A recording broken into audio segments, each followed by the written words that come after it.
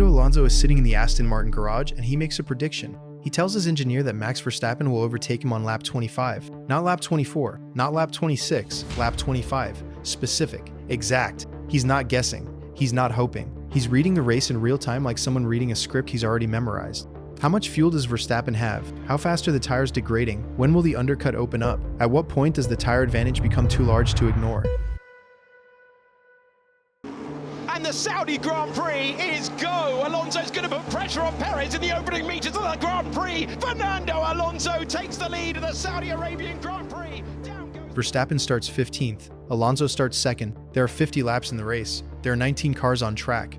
There are 1,000 variables he's calculating in his head, while he's also driving at 330 kilometers per hour on one of the most difficult street circuits in the world. Verstappen might have a chance here. Big slipstream on the other Mercedes of Russell. Easy pass for Max Verstappen to the inside, and he takes 3rd place. He doesn't wait. And when Verstappen lunges at him lap 25, Alonso's not surprised. He already knew. He already saw it coming. The prediction wasn't luck.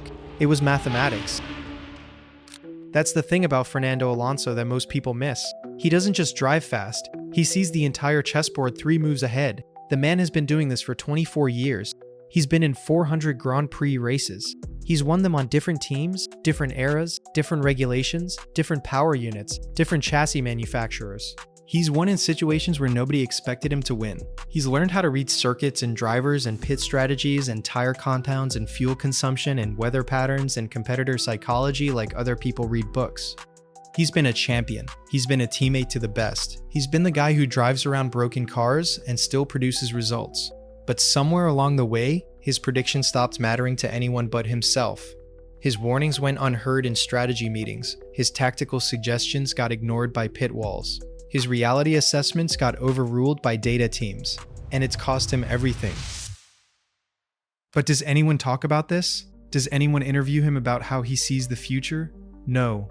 They ask him about tire temperature. They ask him about setup. They don't ask the question that matters. How does a driver achieve that level of predictive accuracy in a sport moving at 200 miles per hour with 19 other drivers trying to kill you? By the time the 2025 season starts, Alonso's team has told him they're punting on the year. Aston Martin has new people coming in. Adrian Newey is arriving. Honda is partnering for 2026. But 2025 is a gap year. The car is fundamentally the same as 2024. There will be no championship. Alonso knows this before the season starts. He says it publicly. He tells DAZN that the championship is impossible because the regulations haven't changed and the car is the same. He's not being defeatist, he's being realistic. He understands where his team is in its development cycle. He knows when improvements can realistically arrive. He knows what false hope looks like. Everyone else is still in the dream phase. Alonso already sees the real timeline. Miami Sprint Race, May 2025. The track is drying. Alonso's on intermediate tires and he's telling his pit wall to box it, to switch to slicks, to make the move before the window closes. Yeah, struggling with the tires. The track is getting faster. The inters are getting slower. Every lap will be 1 second slower, he says. I still think it's better to stop. The pit wall doesn't listen. They wait. They hesitate. Fernando Alonso into the barriers at turn 12 at the exact moment that the safety car is deployed. They calculate probabilities in their computers while Alonso is watching the rubber on the track in real time. The opportunity disappears. They finally pit too late. By then, it doesn't matter. Okay. Yeah, I'm okay. Okay, copy. But I knew this. Alonso's tactical input, his live assessment of track conditions and tire performance, gets overruled by algorithms and data analysis, and he finishes worse than he could have. This is the pattern that defines Alonso's 2025 season. A driver with 2 decades of predictive accuracy watching his suggestions get ignored. A tactician whose in-race calls are being second-guessed by a pit wall that doesn't trust what he's seeing.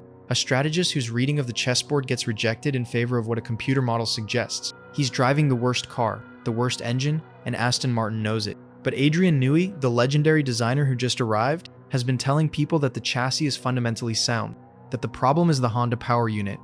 Alonso doesn't agree.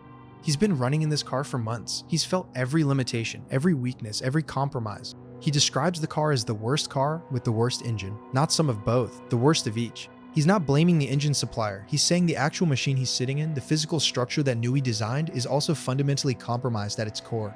Nothing has been exposed, Alonso says. We knew we have the worst car and the worst engine, and we've been very clear in every race so far that we have to work. That's the moment when you realize what's happening. The team has high-profile names arriving.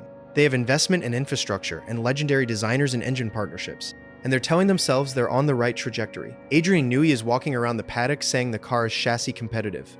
But the driver who's actually driving the car, the person with 400 Grand Prix races of experience and the proven ability to read racing situations with surgical precision, is telling you a different story. He's not upset about it. He's not blaming anyone. He's just saying what he sees. We knew we have the worst car. We knew we have the worst engine. There's no surprise here, but nobody listens to him. Not the engineers, not the designers, not the team principal. They listen to simulations. They listen to historical data. They listen to what Newey brings from his legacy. They don't listen to Fernando Alonso actually driving their car, actually feeling what the machine does at 200 miles per hour. His warnings get registered and filed and ignored. His tactical suggestions get noted and shelved. His reality assessment of where the team actually is gets overruled in favor of where people think the team should be.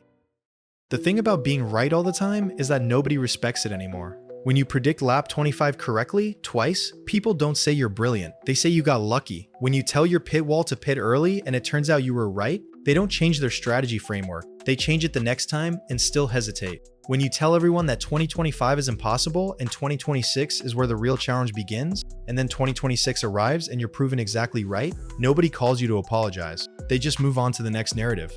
Alonso told Aston Martin they needed time to glue everything together. New facilities, new personnel, new partnerships, new engineers, new everything. He said the toughest part of the year would be in the middle, and it has been. He said improvements would come when the fixes arrive. But there's no fixing an entire organization in the offseason. He said he was confident about where the team was heading. He said he believed Adrian Newey and Andy Cowell would get it right for 2026, but he also said it would take time.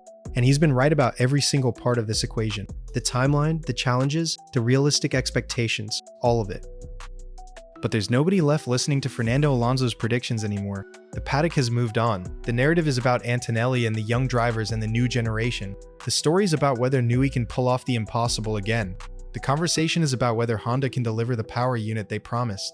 Alonso's voice, the one voice in the garage that's been consistently accurate about where they actually are and where they actually need to be, just becomes background noise. He makes his predictions, he makes his assessments, he sees the chessboard 3 moves ahead, and everyone else is still trying to figure out if the first move is even legal. That's the cost of being right all the time in a sport that doesn't know how to handle people who see things clearly.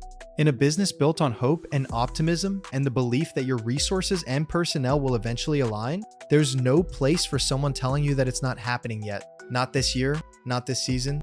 The timeline is longer than you think. The reality is messier than your planning meetings suggested. The car is worse than your engineers realized. That's a dangerous thing to say when everyone's paying attention. So they stop listening.